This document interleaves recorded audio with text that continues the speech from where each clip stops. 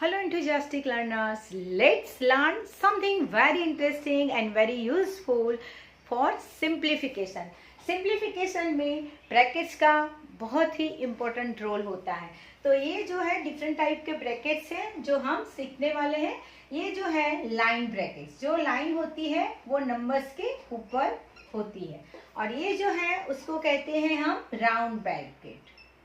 So first हमें line bracket को solve करना है, उसके बाद round bracket, and this is called curly bracket,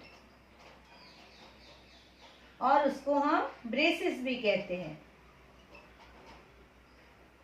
और लास्ट जो है उसको कहते हैं स्क्वायर ब्रैकेट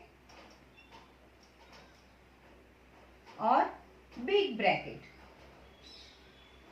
तो आज के वीडियो में हमने सीखा types of brackets which are very interesting and useful for simplification. Believe in yourself, be happy.